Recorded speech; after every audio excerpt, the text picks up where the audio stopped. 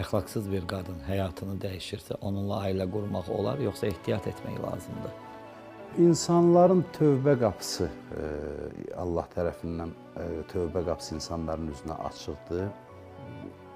Mən bir rəvayət danışım. Rəvayət deyildikdə nağıl nəzərdə tutulmur. Rəvayət olmuş hadisəyə deyilir. Din alimlərindən biri çıxış edir məsciddə Ramazan ayı boyunca 30 gün. 30 gün çıxış etdikdən sonra həmin məscidin cəmaatı da toplayıb ona müəyyən qədər vəsait verir ki, bu 30 gün zəhmət çəkdiniz və bu da sizin zəhmət haqqınız. Bu da vəsaiti götürür. Din xadimlərini keçmişdə adətən insanlar təmin edərmiş ki, başqa bir işlə məşğul olmasın və insanlara xidmət etsin. Bu da bu vəsaiti götürür və gedir yolda bir üzr istəyirəm, yüngül əxlaqa sahib olan bir qadını görür ki, yolun qırağında dayanıb çox-çox üzr istəyirəm, müştəri gözləyir hətta belə bir vəziyyətdə.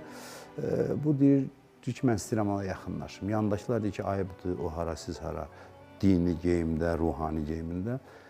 Gedir, yaxınlaşır ona, deyir ki, burada nə üçün dayanmışsam, deyir, ehtiyac səbəbindən. Deyir ki, bax, mən indi çıxış elədim bir ay, mənə bu qədər vəsait verildi. Heç bilmirəm nə qədərdir, saymamışam. Bunun hamısını sənə verirəm. Amma çalış ki, ged özünə başqa bir iş tap və ciddi, halal bir şəkildə özünü təmin elə və bu işdən imtina elə.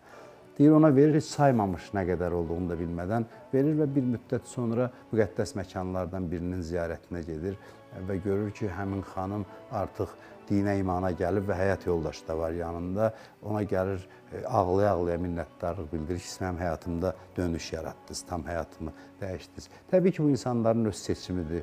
Biz müdaxilə edə bilmərik, qayda da qoya bilmərik. Amma bir insan tövbə edib, təmizlənibsə, sidq ürəkdən Allaha tərəf dönübsə, Allah onu bağışlayıbsa, biz onu ittiham edə bilmərik və kimsə də ondan seçimini onun üzərində qurubsa, mən